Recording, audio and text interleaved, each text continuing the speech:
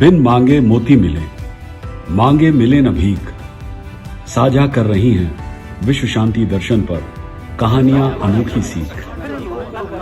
गागर में भर गया है सागर, कर रहा है मन उजागर। उन्मुक्त हुआ है कहानियों का महासागर। बस एक ही गोता काफी है, होगी जीवन रूपी नैया पार। मिलेगी सीख अनोखी, हो जाएगा बेड़ा पार। आप जुड़े हुए हैं विश्व शांति दर्शन चैनल से। चैनल का संकल्पना का श्रेय जाता है विश्व शांति के अनुयायी MIT के संस्थापक प्रोफेसर डॉक्टर विश्वनाथ कराड को। डॉक्टर विश्वनाथ कराड विगत 4 दशकों से विश्व में शांति की संस्कृति की स्थापना के लिए कार्यरत हैं। उन्होंने अपना ये कार्य जाति, पंथ, नस्ल, धर्म और राष्ट्रों की सीमाओं से परे जाकर किया है। चैनल का मुख्य उद्देश्य शिक्षा के माध्यम से शांति का संदेश फैलाना है। आई एम श्योर आप इस बात से सहमत हैं कि कहानियां कहना और सुनना शायद इतना पुराना है जितना इंसान हो। वो हमारी इंसानी सभ्यता, ह्यूमन सिविलाइजेशन का सबसे पुराना दस्तूर है। एक तरीके से हमारी इंसानियत कहानियों में बसती है। कहानियां और साहित्य में एक ट्रांसफॉर्मेटिव पावर है। वो हमें बेहतर इंसान बना सकते हैं, हमें ज्यादा संवेदनशील इंसान बना सकते हैं, एम्पैथेटिक, काइंड पीपल। तो मुझे लगता है किसी भी समाज के लिए कहानियां, अच्छी खूबसूरत कहानियां कहना और सुनना बहुत जरूरी है। तो आप सबसे अनुरोध है कि आप उनके YouTube चैनल को सब्सक्राइब करें, ये प्यारी प्यारी कहानियां सुने और उन्हें लाइक और शेयर करें और अपने फैमिली फ्रेंड्स को भी बोलें उस चैनल को सब्सक्राइब करने के लिए, बिकॉज स्टोरीज आर फॉरएवर। एक बार पुनः आप सबका मनपूर्वक अभिनंदन। आज तय करते हैं कि बड़ा कौन है, मनुष्य का ज्ञान या उसका चरित्र। यही आज की कहानी है। एक राजा के दरबार में एक राजपुरोहित थे। अनेक विधाओं के ज्ञाता होने के कारण राज्य में वे अत्यधिक प्रतिष्ठित थे। बड़े बड़े विद्वान उनके प्रति आदर भाव रखते थे, पर राजपुरोहित को अपने ज्ञान का लेश मात्र भी अहंकार नहीं था। उनका विश्वास था कि ज्ञान और चरित्र का योग ही उन्नत का सच्चा पथ है। प्रजा की बात तो क्या, स्वयं राजा भी उनका सम्मान करते थे और उनके आने पर उठकर उन्हें स्वयं आसन प्रदान करते थे। एक बार राजपुरोहित के मन में जिज्ञासा हुई कि राज दरबार में उन्हें आदर और सम्मान उनके ज्ञान के कारण मिलता है या चरित्र के कारण। इसी जिज्ञासा का समाधान करने के लिए उन्होंने एक योजना बनाई।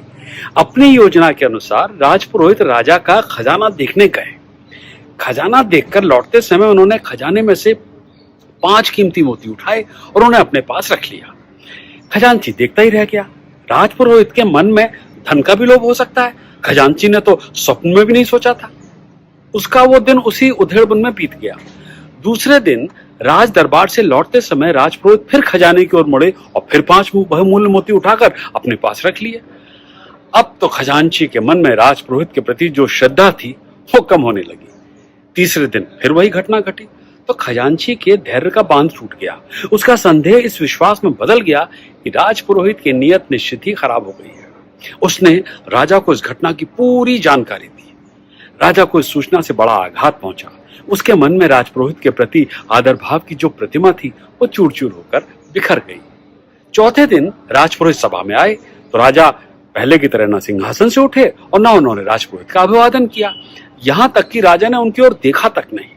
राजपुरोहित तत्काल समझ गए कि अब योजना रंग ला रही है। उन्होंने जिस उद्देश्य से मोती उठाए थे वो उद्देश्य अब पूरा होता नजर आने लगा। यही सोचकर राजपुरोहित चुपचाप अपने आसन पर बैठ गए। राजसभा की कार्रवाई पूरी होने के बाद जब अन्य दरबारियों की भांति राजपुरोहित भी उठकर अपने घर जाने लगे तो राजा ने उन्हें कुछ देर रुकने का आदेश दिया। सभी सभासदों के जानने के बाद राजा ने उनसे पूछा, सुना है आपने खजाने में कुछ गड़बड़ की है? इस प्रश्न पर जब राजपुरोहित चुप रहे तो राजा का आक्रोश और बढ़ा। इस बार वे ऊंची आवाज में बोले, क्या आपने खजाने से कुछ मोती उठाए हैं? राजपुरोहित ने मोती उठाने की बात को स्वीकार किया। राजा का अगला प्रश्न था, आपने कितने मोती उठाए और कितनी बार? वे मोती कहाँ हैं? राजपुरोहित ने एक पुड़िया जेब से निकाली और राजा के सामने रख दी, जिसमें कुल 15 मोती थे। राजा के मन में आक्रोश, दुख और आश्चर्य के भाव एक साथ उभर आए। राजा बोले, राजपुरोहित जी, आपने ऐसा गलत काम क्यों किया? क्या आपको अपने पद की गरिमा का लेश मात्र भी ध्यान नहीं रहा? ऐसा करते समय क्या आपको लज्जा नहीं आई? आपने ऐसा करके अपनी जीवन भर की प्रतिष्ठा खो दी। आप कुछ तो बोलिए, आपने ऐसा क्यों किया? राजा की अकुलाहट और उत्सुकता को देखकर राजपुरोहित ने राजा को पूरी बात विस्तार से बताई तथा प्रसन्नता प्रकट करते हुए राजा से कहा, राजन, केवल इस बात की परीक्षा लेने हेतु कि ज्ञान और चरित्र में कौन बड़ा है, मैंने आपके खजाने से मोती उठाए थे। आज चरित्र के प्रति मेरी आस्था पहले की अपेक्षा और अधिक बढ़ गई है। आपसे और आपकी प्रजा से अभी तक मुझे प्यार और जो सम्मान मिला है वो सब ज्ञान के कारण नहीं बल्कि चरित्र के ही कारण था। आपके खजाने में सबसे अधिक बहुमूल्य वस्तु सोना चांदी या हीरा मोती नहीं बल्कि चरित्र है। चरित्र। कहानी खत्म। देखें क्या सीखा हमने इस कहानी से?